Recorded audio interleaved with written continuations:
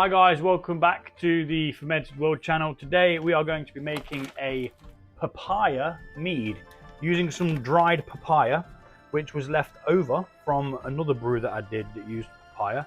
And all I could buy was a big bag, and I didn't really need all that much of it.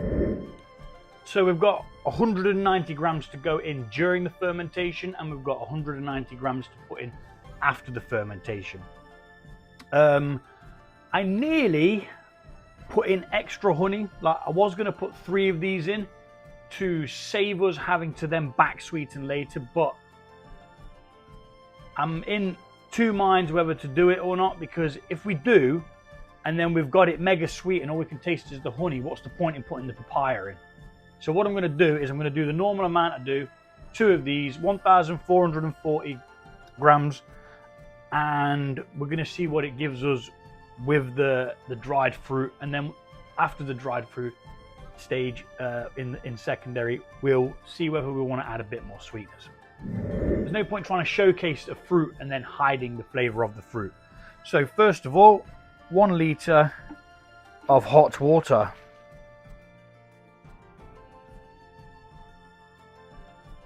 Into the mix. We don't need that again now, but I will be using it for the next brew, which is also today, so keep your eyes peeled. And we're going to add some honey. 2 of these straight in, no nonsense, and we'll speed it up.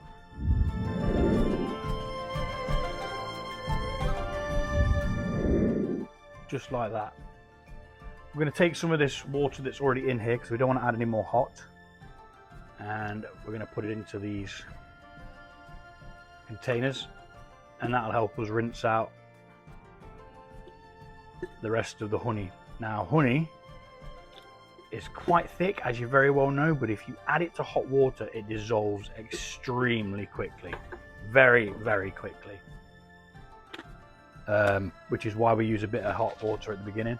Just be careful when you do this, because they do kind of pressurize ever so slightly. And then we're going to tip this one into this one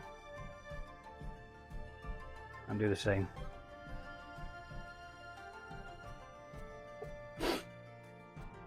What we'll do is put the lid on that, tip it upside down, just in case we do get any extra residue. Again, make sure you depressurize it.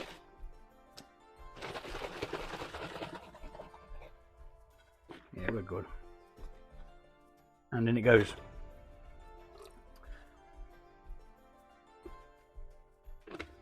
And tip it upside down. Okay, so we're going to mix that in now until it is dissolved.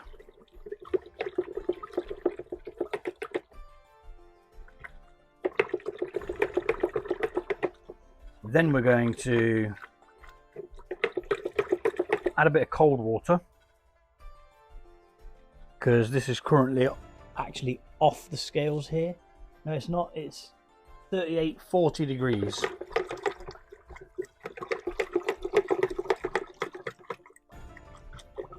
Which is quite high, but it'll go down when we put the cold in.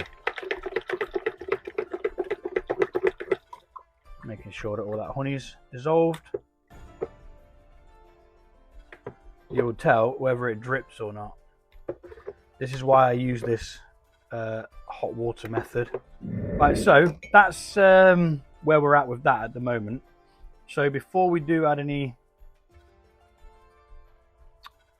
hot, cold water to that, we're just going to move it to the side, and we're going to put our, no we're not, we're going to chop up our papaya. Reason for this is, if you've got it in big clumps, it's only going to be able to extract from the outside of it. Let's weigh how much we actually have. 360. So 180 is half.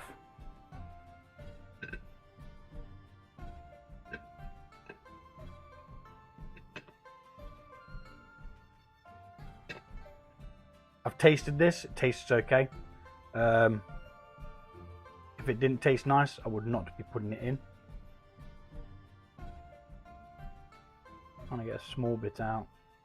Try and even it out a bit. Maybe that bit there will do it.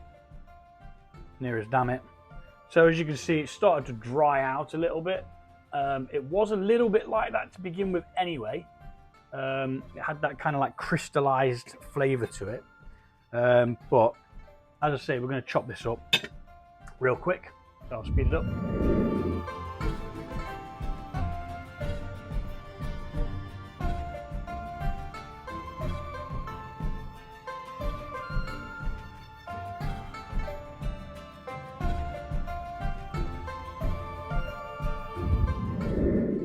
Okay, so that was more difficult than I expected it to be. Papaya is pretty damn tough.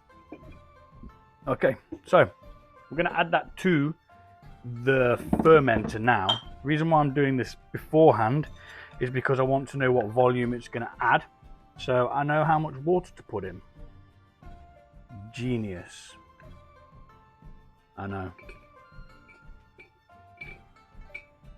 Because fruit will often float as well. Now, I don't expect this to float because this is quite heavy as a dried fruit. If it does float, we could have a bit of a problem with it, what I call rafting, where it all floats up to the top and tries to push its way out. The bubbles from the fermentation kind of force it upwards. With a bit of luck, this should stay on the bottom. With a bit of luck. We all need a bit of luck every now and again. Hopefully this is my day. My day of luck. Okay. Let's get that out of the way. Let's put the other papaya back in the sealable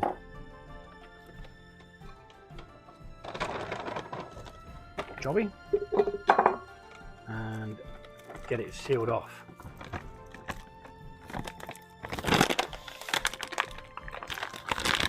Minus any air, and that can go back into the cupboard of ingredients.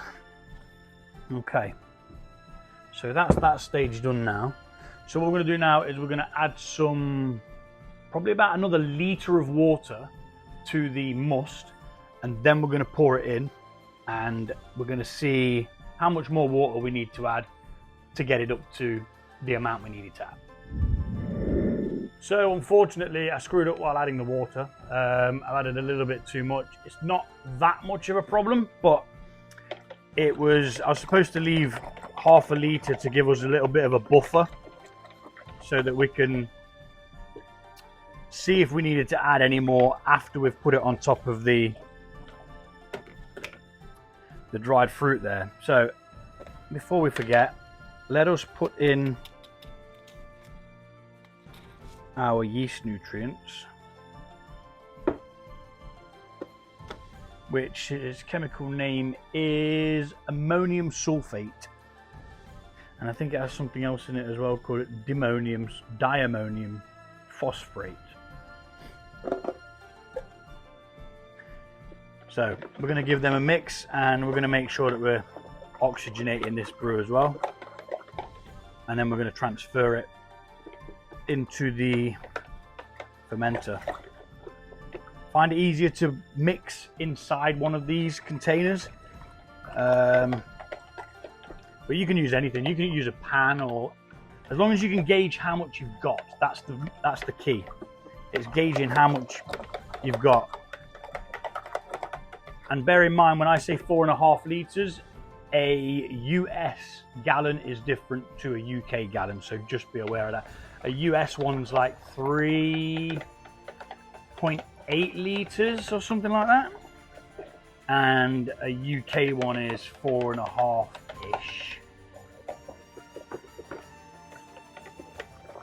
I say ish because off the top of my head I'm not 100% sure.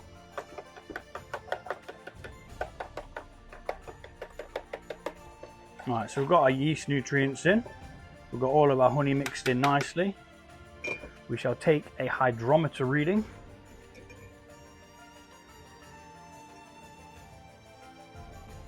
to see what we've got.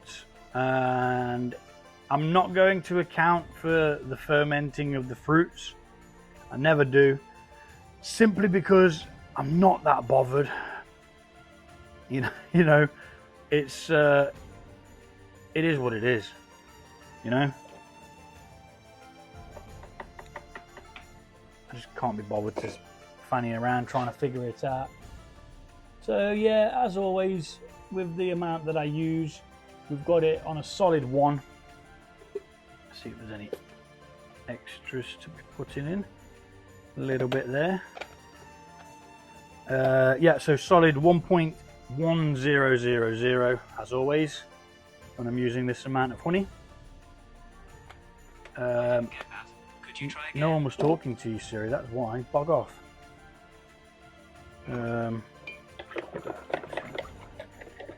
So yeah, start gravity of 1.100, which if left to go dry will give us about 15%.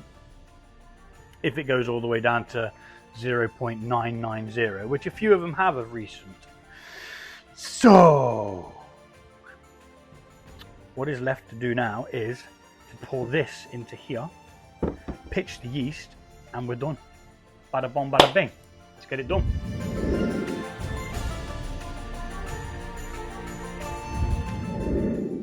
Yeah, it's looking rather full, but it doesn't look like adding the papaya in the bottom has really made much of a difference. So I'm not worried. Worst case scenario, we'll get a bit of a blow off through the airlock, which in that case, I'll just fit a blow off tube. A blow off tube is when you're starting a fermentation, sometimes they can go off like absolute rockets. So what we do is we take this cap bit off here, you leave that on there. You'll get some sort of tubing. I always keep a bit handy. Yeah, I've got a bit there. And you attach it to the inner part of that. It comes out, you put it into a glass of water with about that much water in. Not reasonably big glass. I'd probably use this one. And if anything does end up coming out of the airlock, what it does is it just goes into there until this has calmed down and you save your beverage a lot of hassle. So, moving swiftly on, instead of jabbering on about other stuff, I've got half a packet of yeast, which is what I use, because why use all of it when you don't need to? If it was a double batch, I would use all of it, but it's not. It's a single batch, so there you go. Try and carefully get it in there so we don't splatter it all over the sides, but it's not going to matter anyway because we're going to give it a good stir. There we go. I didn't actually realise that this is it's actually got a yeast emulsifier in as well, which is E491. I never knew that. Not sure what a yeast emulsifier does, but I will be sure to find out when I finish this video.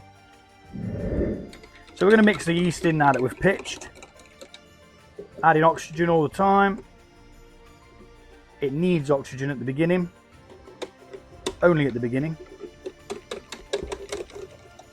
Once the fermentation started, you really don't want to get oxygen in there, because at that point it's quite mischievous, let's say. It will cause you a bit of a problem. So the yeast is all in there now. Let's get the bung and give it a wee shake, because there's a bit of yeast up on the top bit here.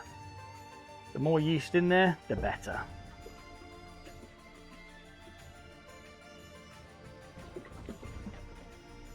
And there we have it. Your papaya mead, using nothing but dried fruits. Not done one like this with just dried fruits, so it'll be interesting to see what we get. I'm going to get it labelled up. I'm going to make some notes in my book that I do not have to hand. Always make notes, because if you brew something that's amazing, you're going to want to be able to brew it again. And you won't be able to brew it again if you don't know what you put in it. So, I'm going to get these bits tidied up, ready for the next brew that's going to be put on today. Leave that to do its thing. Thanks for watching, and see you soon.